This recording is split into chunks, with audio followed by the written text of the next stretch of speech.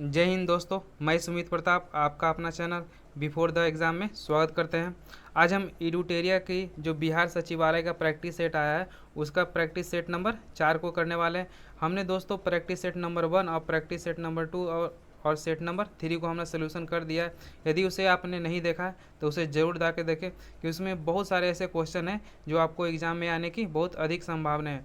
ये जो हमारा प्रैक्टिस सेट है ये आपको बिल्कुल एग्ज़ाम के पैटर्न पर ही आधारित है। इसी तरह के आपके क्वेश्चन एग्ज़ाम में भी देखने को मिलेगा, तो इसे आप वीडियो को लास्ट तक जरूर बने रहिएगा, जिससे आपको पैटर्न की भी जानकारी होगी कि किस तरह के क्वेश्चन आपके एग्ज़ाम में आएंगे। दोस्तों, यदि आप इसका पीडीएफ भी डाउनलोड करना चाहते हैं तो हम आपको वीडियो में बता देंगे कि इसका पीडीएफ कहाँ मिलने वाला है। तो चलिए दोस्तों, देखते हैं आज का हमारा पहला क्वेश्चन। आज का हमारा पहला क्वेश्चन यह है कि अम्ल वर्षा निम्नलिखित में से किसके द्वारा होने वाली वायु प्रदूषण के कारण होती है। जो अम्ल वर्षा होती है वह किसके द्वारा होने वाले वायु प्रदूषण के कारण होती है, तो वह किसके द्वारा होती है। तो आपको ऑप्शन नंबर डी हो जाएगा, यानी कि नाइट्रस ऑक्साइड और सल्फर डाइऑक्साइड के कारण होता है।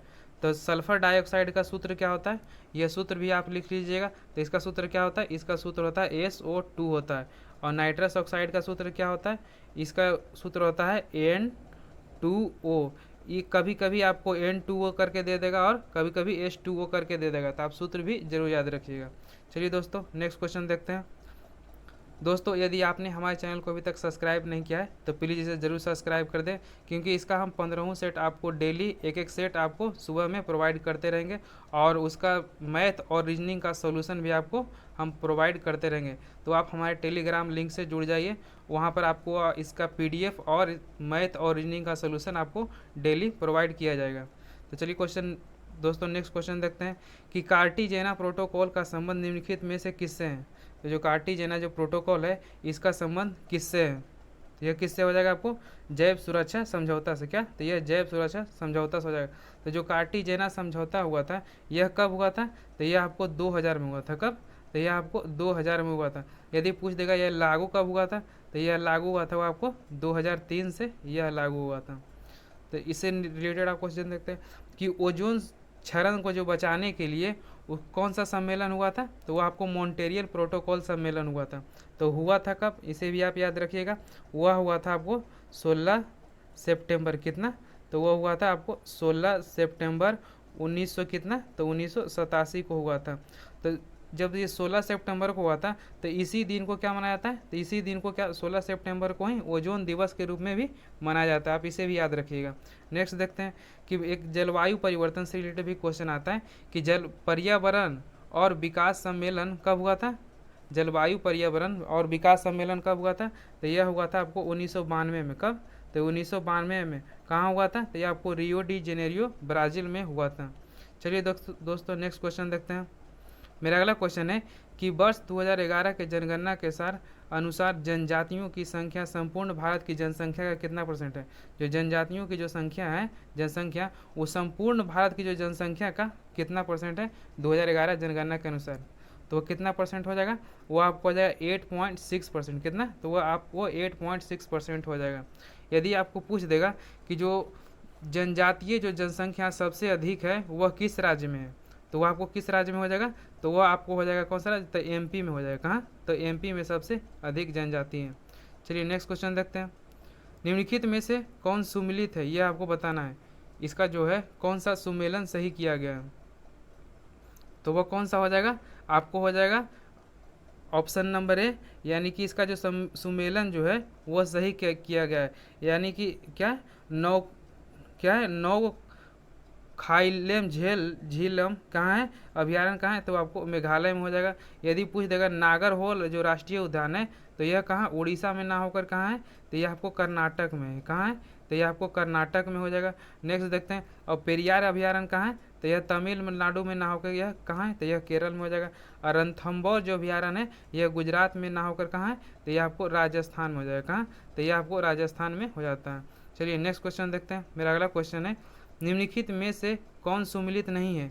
आपको बताना है कि इनमें से जो इसका सुमेलन सही, कौन सा सुमेलन सही नहीं है, तो यह कौन सा हो जाएगा, तो यह आपको हो जाएगा ऑप्शन नंबर D, यानी कि क्या हो जाएगा, जयकवाड़ी परियोजना का जो सुमेलन सही नहीं किया गया। तो जो सही सुमेलन है उसको हम देख लेते हैं। जो मेरा सही सुमेलन है, तो हीराकुंड परियोजना कौन सी नदी पर है?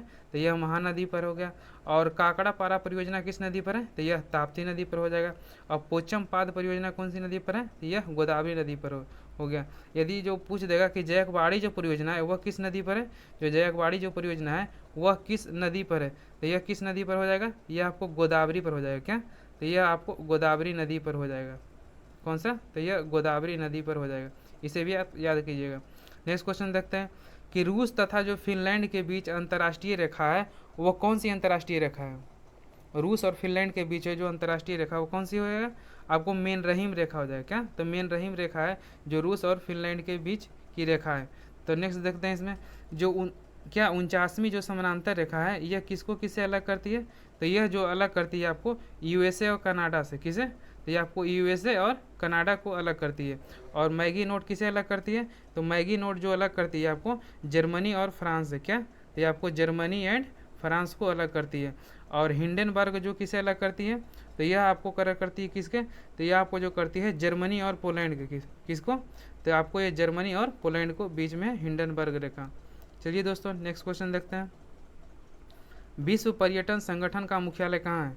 कौन सा पूछ रहा है आपको? विश्व पर्यटन जो संगठन है उसका मुख्यालय कहाँ है? तो वह कहाँ हो जाएगा? वो आपको स्पेन में हो जाएगा। कहाँ? तो वह स्पेन में। तो स्पेन कहाँ है? तो स्पेन आपको मैड्रिड शहर के स्पेन में है। कहाँ? तो स्पेन शहर, स्पेन देश के मैड्रिड शहर में है विश्व पर्यटन का मुख्यालय। नेक्स्ट देखते हैं इससे रिलेटेड आपको इटली में एक बहुत ही फेमस क्या है इसका मुख्यालय है, क्या कहता है उसे? विश्व खाद्य कार्यक्रम, यानी कि क्या? World food programme, WFP। जो WFP का जो मुख्यालय है वह कहाँ है? वो आपको इटली के रोम में है। और WFP को ही 2020 में क्या शांति का नोबेल पुरस्कार दिया गया था। आप इसे भी याद रखिएगा। नेक्स्ट क्वेश्चन देखते हैं कि एशियाई विकास बैंक का मुख्यालय कहाँ है?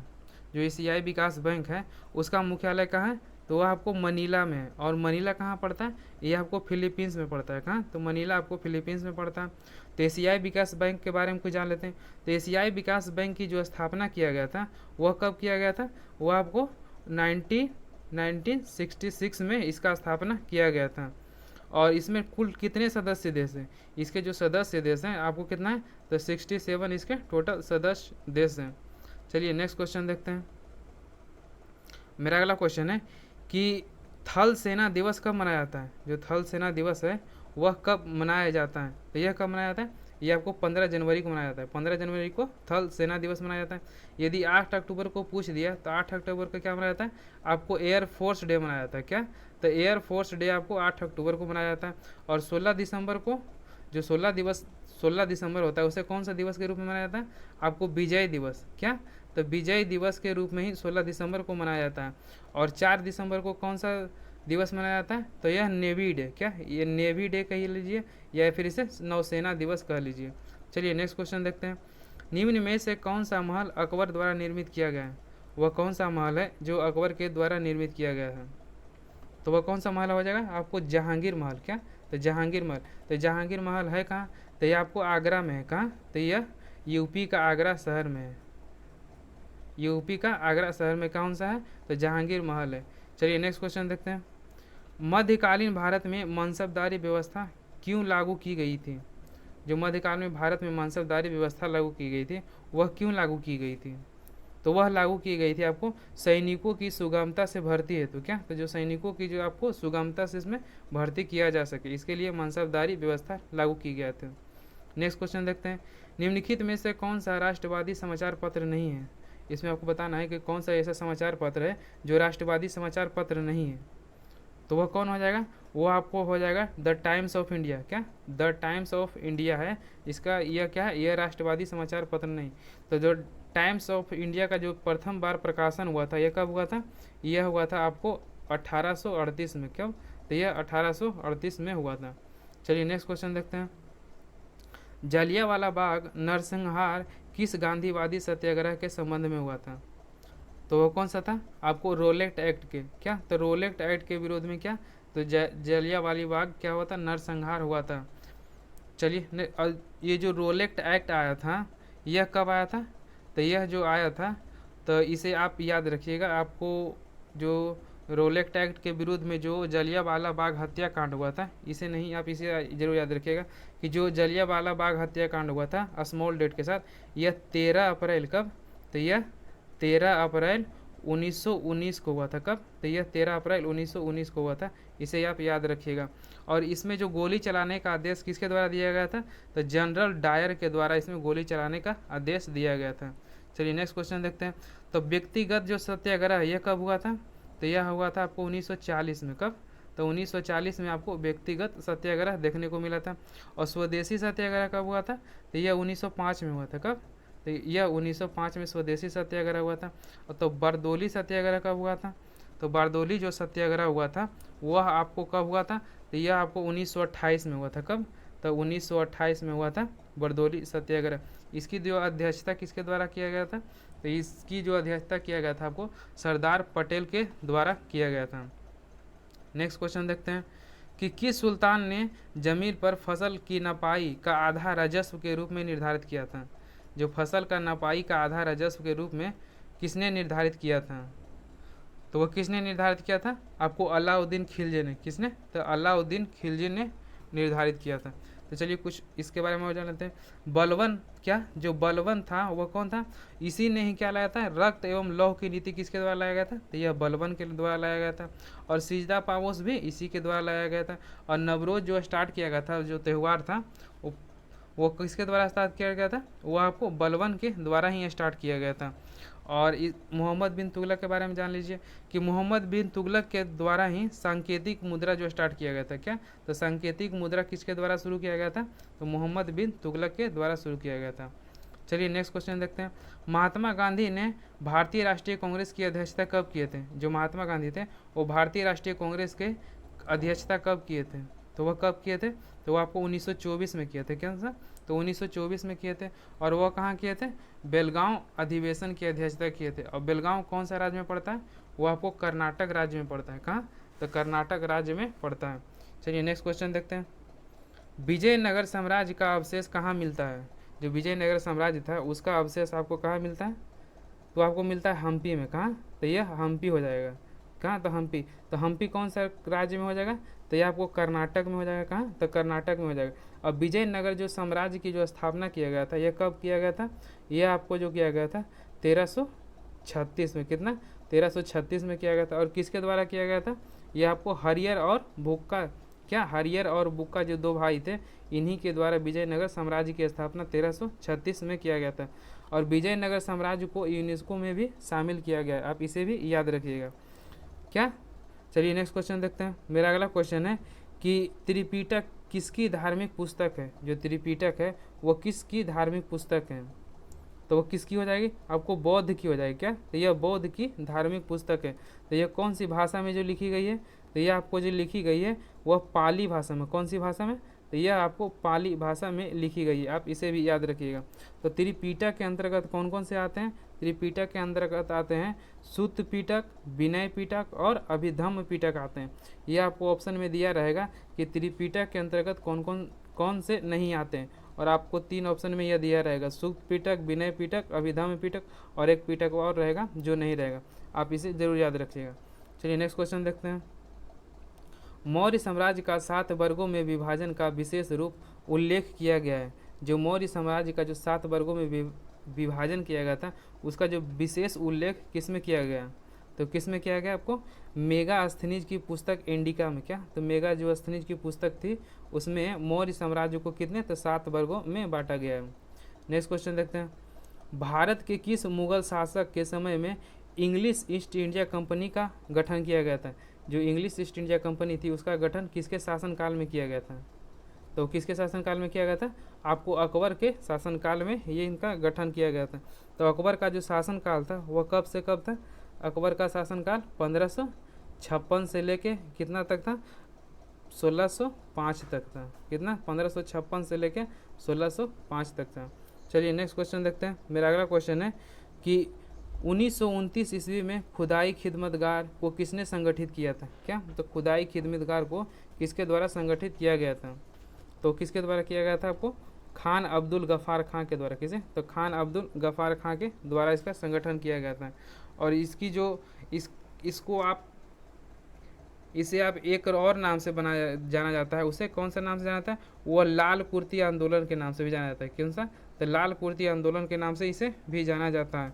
चलिए नेक्स्ट क्वेश्चन देखते हैं। इसका गठन 1929 में किया गया था, यह भी आप याद रखिएगा। नेक्स्ट क्वेश्चन देखते हैं। लिखित संविधान का प्रारंभ किस देश में शुरू हुआ था? जो आपको लिखित संविधान है वो किस देश की में शुरू हुआ था? तो किस देश में शुरू हुआ था? आपको अमेरिका में। कहा? तो अमेरिका में हुआ था। और जो अमेरिका के जो वहाँ के जो संविधान है उसमें टोटल कितने अनुच्छेद हैं? तो उसमें मात्र टोटल कितने अनुच्छेद हैं? वह टोटल मात्र 7 अनुच्छेद है। यदि आपको पूछ देगा कि विश्व का जो सबसे बड़ा लिखित संविधान है वह किसका है, तो वह आपको भारत का हो जाएगा।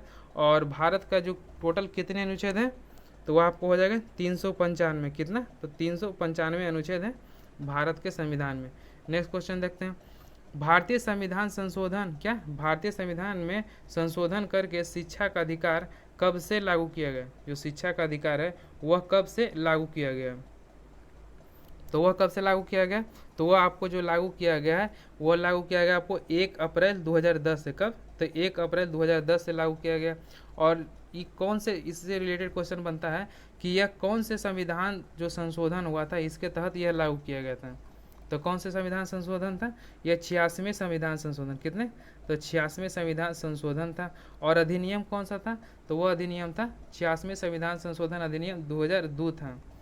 चलिए नेक्स्ट क्वेश्चन देखते हैं। और जो इससे रिलेटेड क्वेश्चन और आता है कि जो इसका जो अनुच्छेद में कौन सा अनुच्छेद में इसका वर्णन किया गया है? जो आपको जो मुफ्त शिक्षा दिया जाएगा वो कौन सा अनुच्छेद में वर्णन किया गया? आपको 21 के क में। क्या? तो आपको 21 के क में इसका वर्णन किया गया है। इसका यह वर्णन किया गया कि आपको यदि आपका उम्र 6 से 14 वर्ष की है तो आपको निःशुल्क शिक्षा दिया जाएगा। और भाग कौन सा हो जाएगा? आपको भाग 3 में हो जाएगा। क्या? तो भाग 3 हो जाएगा। और 21 के क में इसका वर्णन किया गया है। तो चलिए दोस्तों नेक्स्ट क्वेश्चन देखते हैं। दोस्तों यदि आपने हमारा चैनल को अभी तक सब्सक्राइब नहीं किया है तो प्लीज़ इसे ज़रूर सब्सक्राइब कर दें और अब बेल आइकन को भी दबा दें, क्योंकि इसका हम आपको 15 सेट का सोल्यूशन इसी तरह का कराने वाले हैं। और यदि आपका इसका PDF भी यदि आप डाउनलोड करना चाहते हैं तो आप हमारे टेलीग्राम लिंक से जुड़ जाइए। हमने आपको डिस्क्रिप्शन में इसका लिंक दे दिया, वहाँ से आप इसका PDF भी डाउनलोड करना चाहते हैं। यदि आप चाहते हैं कि इसका मैथ और रीजनिंग का सॉल्यूशन आपको PDF में दिया प्रोवाइड किया जाए तो आप हमारे चैनल को ज़रूर सब्सक्राइब कर दें और हम आपको वहाँ पे आपको PDF भी इसका टेलीग्राम पर प्रोवाइड करते चलेंगे। तो चलिए दोस्तों नेक्स्ट क्वेश्चन देखते हैं। मेरा अगला क्वेश्चन है कि भारतीय संविधान द्वारा प्रदत्त निम्न में से कौन सा अधिकार गैर नागरिकों को उपलब्ध भी है? आपको बताना है कि वह कौन सा जो अधिकार है जो गैर नागरिकों को भी उपलब्ध है। तो वह कौन सा अधिकार हो जाएगा? आपको संवैधानिक निराकरण का अधिकार है, जो क्या है वो आपको गैर भारतीयों को भी क्या है उपलब्ध किया है। तो ओनली जो भारतीयों को उपलब्ध है, यानी कि जो उसका सिर्फ फ़ायदा भारतीयों को ही मिल सकता है, वह कौन कौन सा अनुच्छेद है, या आप इसे भी जरूर याद रखिएगा। तो वह कौन कौन सा अनुच्छेद है? वो आपको अनुच्छेद नंबर 15 हो जाएगा, अनुच्छेद नंबर 16 हो जाएगा, अनुच्छेद नंबर 19 हो जाएगा, अनुच्छेद नंबर 29 हो जाएगा और अनुच्छेद नंबर 30। ये कितना? 1 2 3 4 और 5, ये 5 अनुच्छेद जो है आपको केवल भारतीय ही इसे यूज कर सकते हैं और विदेशी इसे यूज नहीं कर सकते हैं। तो आप इन अनुच्छेद को जरूर याद रखिएगा। इस तरह के क्वेश्चन आपको एग्जाम में पूछे जाते हैं कि वह कौन सा अनुच्छेद है जो केवल भारतीय ही उसे उपयोग कर सकते हैं। तो कौन कौन सा हो जाएगा? 15 अनुच्छेद, अनुच्छेद नंबर 16, अनुच्छेद नंबर 19, अनुच्छेद 29 और अनुच्छेद 30 हो जाएगा। और बाकी जो इसके छोड़ के आप क्या कर सकते हैं, और जो भारतीय और विदेशी इसे दोनों यूज कर सकते हैं। नेक्स्ट क्वेश्चन देखते हैं। मेरा क्या है? लोक लेखा समिति अपनी रिपोर्ट किसे प्रस्तुत करती है? तो लोक लेखा जो समिति है अपना रिपोर्ट वह किसे प्रस्तुत करती है? तो लोकसभा स्पीकर को। किसे? तो वह लोकसभा स्पीकर को प्रस्तुत करती है। नेक्स्ट क्वेश्चन देखते हैं। निम्नलिखित में से किस अनुच्छेद के तहत भारत के राष्ट्रपति द्वारा राष्ट्रीय आपातकाल की घोषणा की जाती है? जो राष्ट्रीय आपातकाल की जो घोषणा की जाती है वो राष्ट्रपति कौन से अनुच्छेद के तहत करती है? तो वह कौन से अनुच्छेद के तहत करती है? आपको 352 अनुच्छेद के तहत। कितना? तो वह 352 अनुच्छेद के तहत करती है।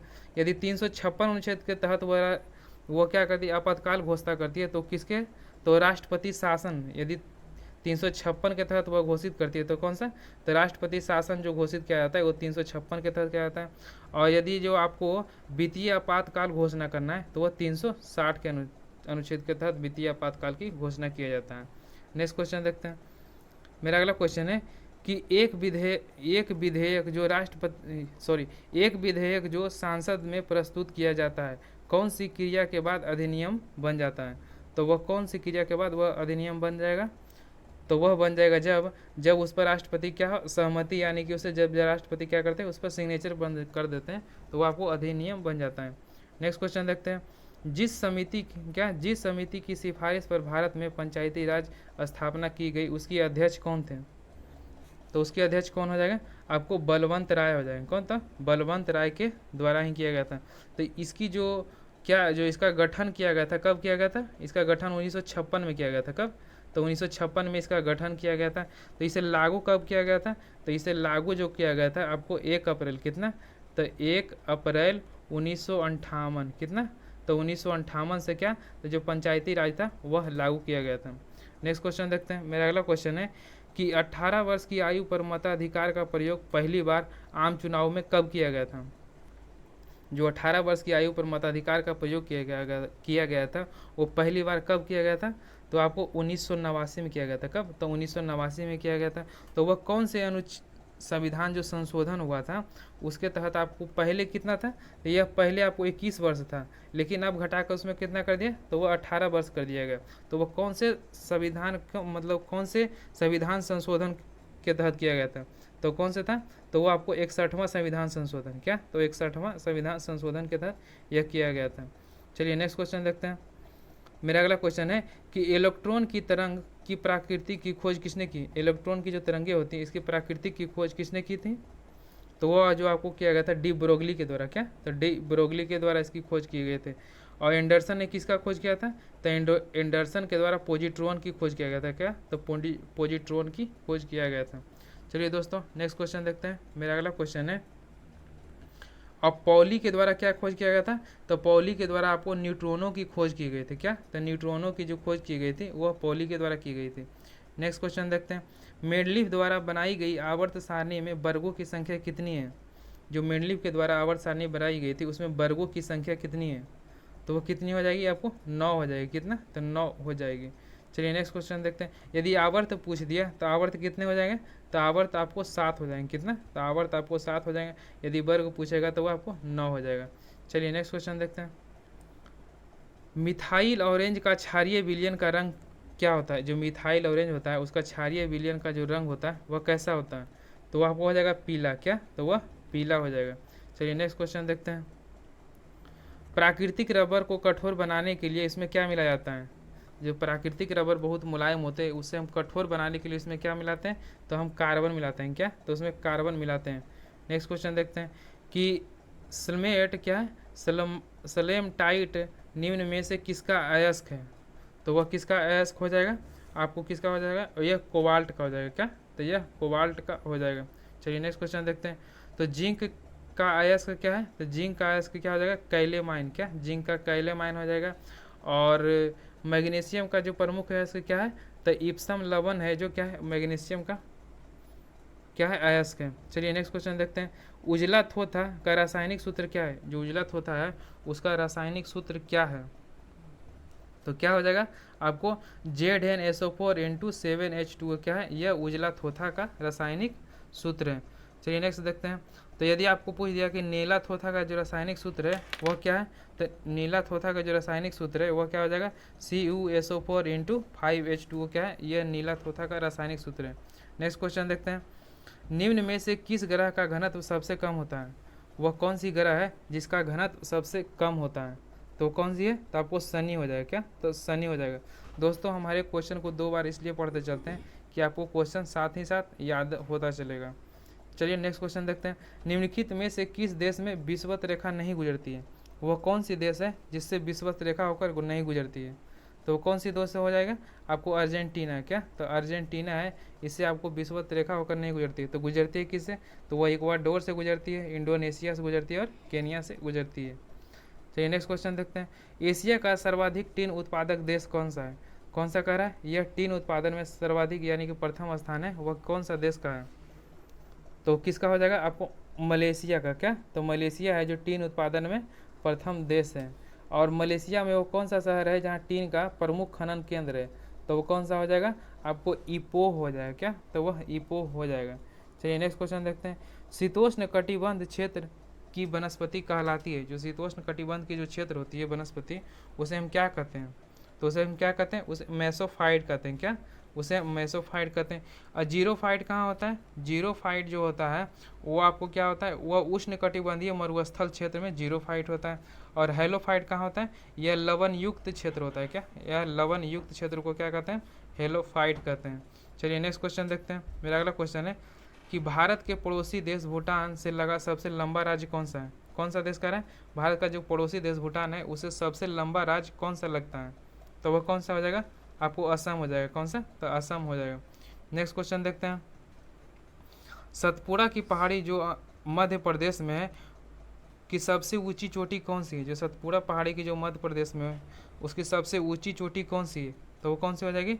आपको धूपगढ़ी हो जाएगी। कौन सा? तो धूपगढ़ी हो जाएगी। चलिए नेक्स्ट देखते हैं। तो अनाईमुदी क्या है? तो दक्षिणी भारत की जो सबसे ऊंची चोटी है वो कौन सी है? वह अनाईमुदी है। अब इसकी जो लंबाई, इसको एग्जाम में एक बार पूछा गया था, जो अनाईमुदी दक्षिणी भारत की जो सबसे लंबी चोटी है उसकी ऊंचाई कितनी है? तो वो इसकी ऊंचाई कितनी है? आपको हो जाएगा 2695। कितना?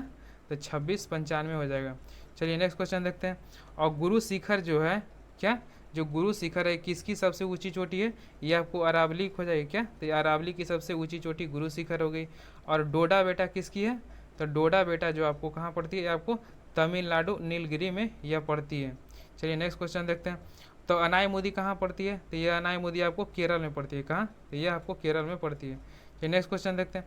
अंडमान निकोबार द्वीप समूह की सबसे ऊंची चोटी सैंडल पीक, क्या जो अंडमान निकोबार की सबसे ऊंची चोटी है सैंडल पीक, वह कहाँ स्थित है? तो वह कहाँ स्थित है? आपको उत्तरी अंडमान में। क्या? तो यह उत्तरी अंडमान में हो जाएगा। यदि पूछ देगा आपको जो पोर्ट ब्लेयर अंडमान निकोबार की जो राजधानी है वो कहाँ स्थित है? आपको दक्षिणी अंडमान में। कहाँ? तो वह दक्षिणी अंडमान में। नेक्स्ट क्वेश्चन देखते हैं कि जोबाई, सुकरी एवं जोजारी किस नदी की सहायक नदी है? तो वह कौन सी नदी की सहायक नदी है? वो आपको लूनी की सहायक नदी है।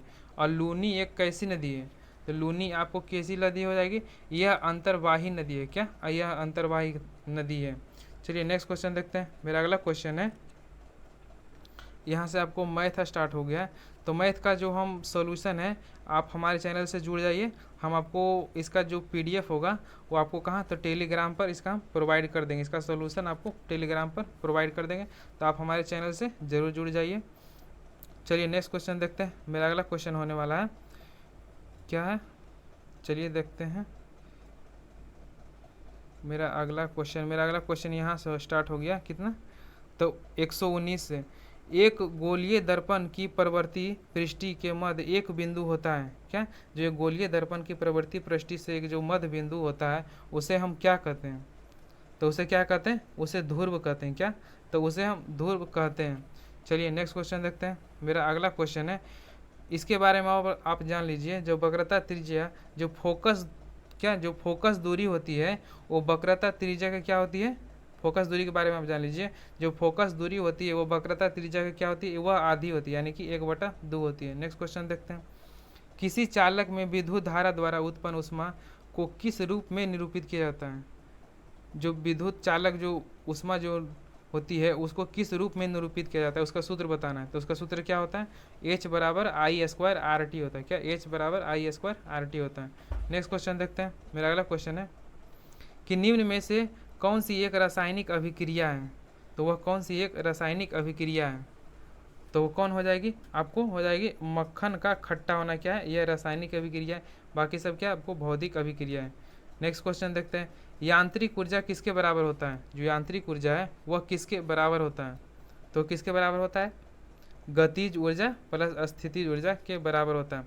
दोस्तों यदि आपने हमारा जो हमने एक क्या है दृष्टि जो साइंस का न्यू बुक आया है उसका जितना भी ऑब्जेक्टिव क्वेश्चन है उसका हमने मास्टर वीडियो बना दिया है दोस्तों। उसे आपने यदि नहीं देखा है तो उसे ज़रूर जाके देखें, क्योंकि उसमें आपको यदि टोटल आप 1.5 घंटा का वीडियो है, यदि आप देख लेते हैं तो आपको निश्चित रूप से हर एक सेट में आपको 5 से 6 क्वेश्चन ऐसे होंगे जो फिजिक्स के बनते चलेंगे। और केमिस्ट्री का भी हमने मास्टर वीडियो बना दिया है, उसमें आपको 150-250 प्लस आपको करेंट केमिस्ट्री का क्वेश्चन MCQ है वो भी हमने करा दिया। उसका वीडियो भी आप जरूर जाके देखें। यदि दोनों वीडियो आप देख लेते हैं तो आपको साइंस के अधिकांश क्वेश्चन बनने लगे, तो उसे आप जरूर जाके देखिएगा। तो चलिए नेक्स्ट क्वेश्चन देखते हैं। निम्न में से कौन सा घोल विद्युत का चालन नहीं होता है? तो विद्युत का जो चालन नहीं होता है वो किसका घोल हो जाएगा? आपको ग्लूकोज का घोल हो जाएगा। क्या? तो ग्लूकोज का घोल हो जाएगा। चलिए दोस्तों नेक्स्ट क्वेश्चन देखते हैं। मेरा अगला क्वेश्चन है, जब प्रकाश की किरण एक सघन माध्यम से विरल माध्यम में यात्रा करती है तो यह किस दिशा में मुड़ती है? कौन सा माध्यम कर रहा है? सघन माध्यम से विरल माध्यम में जब यह प्रवेश करती है तो यह किस दिशा में मुड़ती है? तो यह आपको किस दिशा में मुड़ेगी? यह आपको मुड़ेगी अभिलंब से दूर बढ़ जाएगी और इसकी गति क्या हो जाएगी? इसकी गति बढ़ जाएगी। यदि जो यह क्या हो जाएगा, यह उल्टा चलेगी, यानी कि यदि विरल से यदि सघन में जाएगी तो यह क्या होगी? यह आपको अभिलंब से अभिलंब की ओर जाएगी और गति भी इसकी क्या हो जाएगी? यानी कि ऑप्शन इसका क्या हो जाएगा? ऑप्शन नंबर ए हो जाएगा। यदि यह विरल से सघन में जाएगी, अभिलंब की ओर जाएगी और गति इसकी धीमी हो जाएगी, यह क्या उल्टी हो जाती है। चलिए नेक्स्ट क्वेश्चन देखते हैं। दोस्तों यदि आपने हमारे चैनल को अभी तक सब्सक्राइब नहीं किया है तो प्लीज़ इसे ज़रूर सब्सक्राइब कर दें और अपने दोस्तों तक भी इसे ज़रूर शेयर करें। यदि आपको यह वीडियो अच्छा लग रहा हो तो इसे लाइक भी करें, और यदि आपको कोई सजेशन देना हो कि सर इसमें इस तरह का पढ़ाइए या इसमें कोई आपको चेंजेस करने हो तो आप वीडियो को कमेंट बॉक्स में ज़रूर कमेंट कर दीजिएगा, तो हम उस पर ज़रूर विचार करेंगे और अगले जो हमारे वीडियो आएंगे उसमें हम ज़रूर इम्प्लीमेंट करेंगे दोस्तों। तो प्लीज़ इसे ज़रूर सब्सक्राइब कर दें। चलिए नेक्स्ट क्वेश्चन देखते हैं। निम्नलिखित उपकरणों में कौन सा चालक में विभवांतर बनाए रखने में मदद करता है? तो वह कौन सा चालक है जिसमें विभवांतर बनाए रखने में मदद करता है? तो वह कौन सा हो जाएगा? आपको सेल या बैटरी हो जाएगा। क्या? तो सेल या बैटरी हो जाएगा। नेक्स्ट क्वेश्चन देखते हैं। किसी वस्तु का विस्थापन हमेशा क्या होता है? जो किसी वस्तु का विस्थापन हमेशा होता है तो क्या होता है? इनमें सभी हो जाएगा। वह ऋणात्मक भी हो सकता है, धनात्मक भी हो सकता है और शून्य हो जाता है। तो इसका ऑप्शन नंबर क्या हो जाएगा? ऑप्शन नंबर डी सही हो जाएगा। नेक्स्ट क्वेश्चन देखते हैं। प्राचीन काल के जानवरों, पौधों एवं अन्य जीवों के संरक्षित अवशेषों का चिन्ह के माध्यम से विज्ञान को क्या कहते हैं? क्या? जो प्राचीन काल के जो जानवरों और पौधों के संरक्षण के अवशेषों को जो अध्ययन करते हैं उसे हम क्या कहते हैं? तो उसे हम क्या कहते हैं? उसे हम कहते हैं पैलियोंटोलॉजी। क्या? तो उसे हम पैलियोंटोलॉजी कहते हैं। नेक्स्ट देखते हैं। जो आर्कियोलॉजी में हम किसका अध्ययन करते हैं? तो इसमें पुरातात्विक संबंध विज्ञान का इसमें हम अध्ययन करते हैं। और एंथ्रोपोलॉजी में हम किसका अध्ययन करते हैं? इसमें हम अध्ययन करते हैं कि मानव के विकास और रीति रिवाज और मानव के जो इतिहास होते हैं उसी का बारे में हम एंथ्रोपोलॉजी में इसका अध्ययन करते हैं। नेक्स्ट क्वेश्चन देखते हैं कि क्या है? ऑस्टियोपोरिस किस रोग से संबंधित है? जो ऑस्टियोपोरिस रोग है वह किससे संबंधित है? तो वह किससे हो जाएगा? आपको हड्डी से हो जाएगा। क्या? तो यह हड्डी से हो जाएगा। नेक्स्ट क्वेश्चन देखते हैं। मानव में बैक्टीरिया के संक्रमण को रोकने के लिए सबसे सरल इलाज क्या है?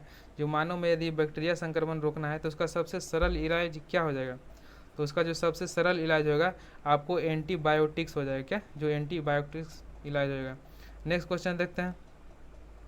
मेरा अगला क्वेश्चन है कि अलैंगिक प्रजनन लैंगिक प्रजनन से भिन्न है, अलैंगिक प्रजनन में होता है, यानी कि अलैंगिक प्रजनन किस में होता है? तो यह क्या होता है? यह एक नए जीव माता पिता के समान होते हैं। क्या? जो अलैंगिक प्रजनन होते हैं एक नए जीव माता पिता के समान होते हैं। नेक्स्ट क्वेश्चन देखते हैं।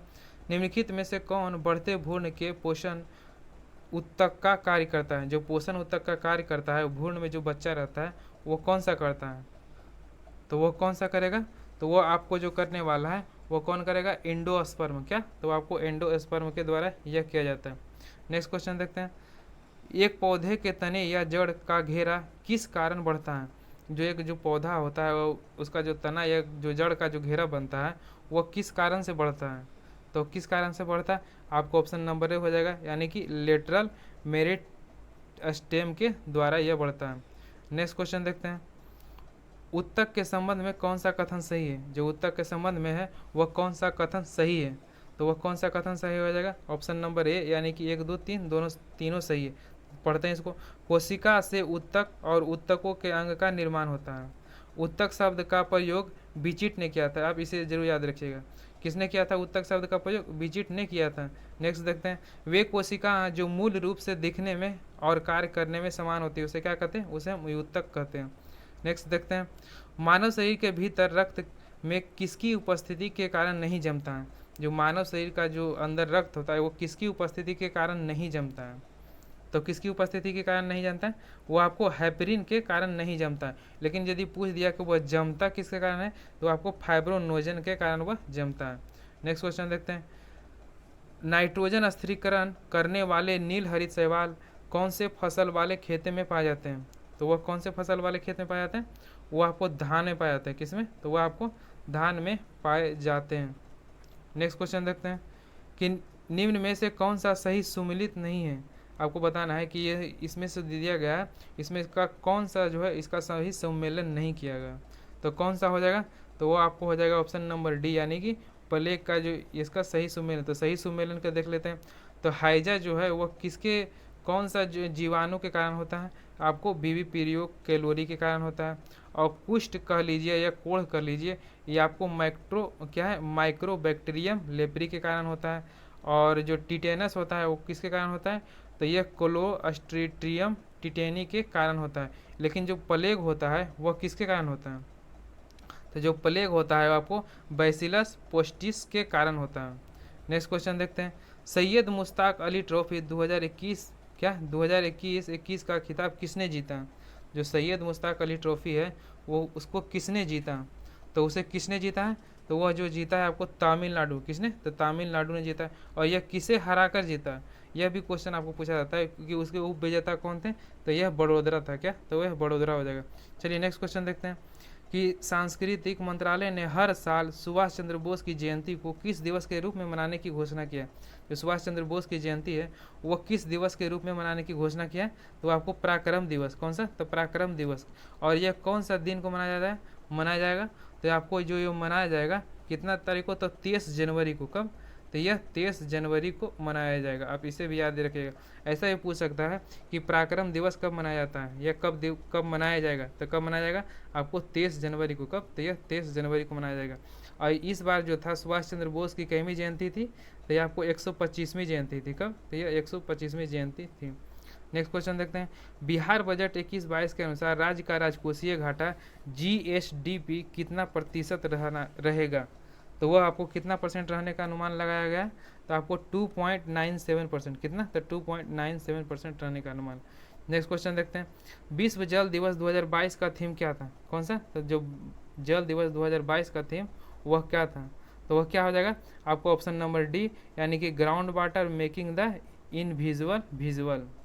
चलिए नेक्स्ट क्वेश्चन देखते हैं कि आत्मनिर्भर बिहार के साथ निश्चय 2 में कौन सी योजना शामिल नहीं है? जो बिहार का जो 7 निश्चय योजना है वह कौन सी योजना है उसमें शामिल नहीं है? तो वह कौन सी योजना शामिल नहीं है? आपको आरक्षित महिला रोजगार महिला योजना इसमें शामिल कर देख लेते हैं। तो इसमें कौन सी शामिल है? तो युवा शक्ति बिहार प्रगति यह भी शामिल है। सशक्त महिला सक्षम महिला यह भी शामिल है। और स्वच्छ शहर क्या है? स्वच्छ शहर विकसित शहर यह भी आपको शामिल है। चलिए नेक्स्ट क्वेश्चन देखते हैं कि 2022 में 48वें जी शिखर सम्मेलन का आयोजन किस देश में किया जाएगा? तो वह किस देश में किया जाएगा? आपको जर्मनी में किया जाएगा। कहाँ? तो यह जर्मनी में किया जाएगा। और इससे पहले जो 47वें जी शिखर सम्मेलन हुआ था वह कहाँ हुआ था? आपको यूनाइटेड किंगडम में हुआ था, यानी कि इंग्लैंड में हुआ था। चलिए नेक्स्ट क्वेश्चन देखते हैं कि the lover boy of Bahawalpur पुस्तक किसने लिखी है? कौन सा? The lover boy of Bahawalpur पुस्तक किसके द्वारा लिखी गई है? तो आपको जो लिखा गया है आपको राहुल पंडिता के द्वारा। किसे? तो राहुल पंडिता के द्वारा लिखा गया।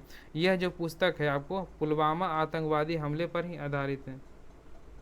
नेक्स्ट क्वेश्चन देखते हैं। राष्ट्रीय बालिका दिवस के अवसर पर 20 वर्षीय सृष्टि गोस्वामी एक दिन के लिए किस राज्य की मुख्यमंत्री बनी? कौन? तो सृष्टि गोस्वामी है जो किस राज्य के लिए एक दिन की मुख्यमंत्री बनी थी? तो वह उत्तराखंड के लिए। कौन सा? तो उत्तराखंड का। चलिए नेक्स्ट क्वेश्चन देखते हैं। अक्षय ऊर्जा के उत्पादन में भारत का विश्व में कौन सा स्थान है? तो कौन सा हो जाएगा? आपको 5वां हो जाएगा। कौन सा? तो यह 5वां हो जाएगा। चलिए नेक्स्ट क्वेश्चन देखते हैं। मेरा अगला क्वेश्चन है कि बिहार का पहला खेल विश्वविद्यालय कहाँ बनाया जा रहा है? तो जो बिहार का जो पहला खेल विश्वविद्यालय बनाया जा रहा है वह कहाँ बनाया जा रहा है? दोस्तों यदि आपने हमारे चैनल को अभी तक सब्सक्राइब नहीं किया है तो प्लीज़ इसे ज़रूर सब्सक्राइब कर दें और अपने दोस्तों तक भी ज़रूर शेयर करें। यदि आपको यह वीडियो अच्छा लग रहा हो तो इसे ज़रूर लाइक करें और अपने दोस्तों तक शेयर करना ना भूलें। यदि आप इसका PDF डाउनलोड करना चाहते हो तो आप हमारे टेलीग्राम लिंक से जुड़ जाइए। हमने इसका डिस्क्रिप्शन बॉक्स में इसका लिंक दे दिया है। यदि आप चाहते हैं कि इसका मैथ और रीजनिंग का जो सोल्यूशन हो वह भी आपको प्रोवाइड किया जाए तो हम आपको टेलीग्राम लिंक पर उसका टेलीग्राम ग्रुप में उसे हम डाल दिया करेंगे। तो आप टेलीग्राम ग्रुप से हमारा ज़रूर जुड़ जाइए। तो ये जो क्या है, बिहार का पहला खेल विश्वविद्यालय कहाँ खोला जाएगा, ये आपको राजगीर में खोला जाएगा। कहाँ, तो ये राजगीर में खोला जाएगा। नेक्स्ट क्वेश्चन देखते हैं, निम्नलिखित में से किस खिलाड़ी ने टाटा आईपीएल 2022 में पर्पल कैप का खिताब जीता है। तो किसने जीता है, आपको युजवेंद्र चहल। किसने, तो ये युजवेंद्र चहल ने जीता है। नेक्स्ट क्वेश्चन देखते हैं कि राष्ट्रीय आय के से संबंधित हिंदू वृद्धि दर की अवधारणा किसने प्रस्तुत की थी। जो हिंदू वृद्धि दर थी उसकी अवधारणा किसके द्वारा प्रस्तुत किया गया था, तो वह किसके द्वारा प्रस्तुत किया गया था, आपको प्रोफेसर राजकृष्ण, यानी कि professor Rajkrishna, option number B हो जाएगा। चलिए नेक्स्ट क्वेश्चन देखते हैं, एसे क्या है, एसे ऑन इंडियन इकोनॉमी जो के लेखक है वह कौन है, तो वो कौन हो जाएगा, एमजी रनाडे के द्वारा यह पुस्तक लिखी गई थी। एक क्वेश्चन और इससे रिलेटेड आता है कि इकोनॉमिक हिस्ट्री ऑफ इंडिया जो पुस्तक है उसकी लेखक कौन है, तो उसके जो लेखक हो जाएंगे, उसके लेखक हो जाएंगे आरसी दत्ता। क्या, तो आरसी दत्त हो जाएंगे इकोनॉमिक हिस्ट्री ऑफ इंडिया पुस्तक के लेखक। नेक्स्ट क्वेश्चन देखते हैं, मेरा लास्ट क्वेश्चन है कि 1938 में गठित राष्ट्रीय नियोजित समिति के अध्यक्ष कौन थे। जो 1938 में गठित राष्ट्रीय नियोजन समिति के अध्यक्ष थे वह कौन थे, तो इसके जो अध्यक्ष हो जाएंगे आपको जवाहरलाल नेहरू। कौन, तो यह इसके अध्यक्ष जवाहरलाल नेहरू हो जाएंगे। और 1938 में जो कांग्रेस का राष्ट्रीय अधिवेशन की अध्यक्षता किसके द्वारा किया गया था, वो आपको किया गया था सुभाष चंद्र बोस के द्वारा किया गया था। इसे भी आप याद रखिएगा। और नेक्स्ट, तो चलिए दोस्तों, आज हमने कितना टोटल आपको जीके जीएस का सेट नंबर 4 का हमने टोटल सोल्यूशन किया। दोस्तों ये वीडियो आपको कैसा लगा, यदि आपको यह वीडियो अच्छा लगा, इसका सोल्यूशन हमने अब बेहतरीन तरीके से किया। इसका सोल्यूशन आप कहीं और देख लीजिएगा, इस तरह का सोल्यूशन आपको कहीं और देखने को मिलेगा नहीं।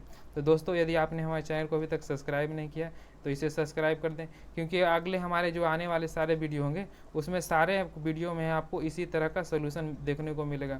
इसमें आपको टोटल 75 क्वेश्चन जीके जीएस और कुछ करंट अफेयर्स के भी क्वेश्चन दिए गए थे, जिसमें हमने आपको यदि सोल्यूशन देख लीजिएगा तो इसमें आपको दोगुना मिल जाएगा, यानी कि आपको 75 प्लस 75 आपको 150 क्वेश्चन आपको एक सेट में हम प्रोवाइड करते हैं। इस तरह का सेट सोल्यूशन आपको दूसरे चैनल पर कहीं देखने को नहीं मिलेगा। नहीं तो नहीं विश्वास हो तो आप कहीं और जाके देख लीजिएगा, वो सब लोग जो पढ़ाते हैं वो सिर्फ आपको आएंगे और क्वेश्चन ही बता के चले जाएंगे, तो उसका सोल्यूशन कौन बताएगा, सोल्यूशन दूसरा कोई बताएगा।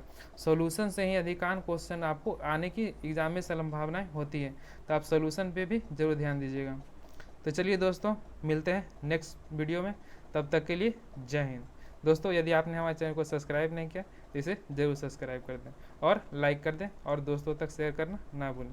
तो चलिए दोस्तों, मिलते हैं अपना नेक्स्ट वीडियो में, तब तक के लिए जय हिंद।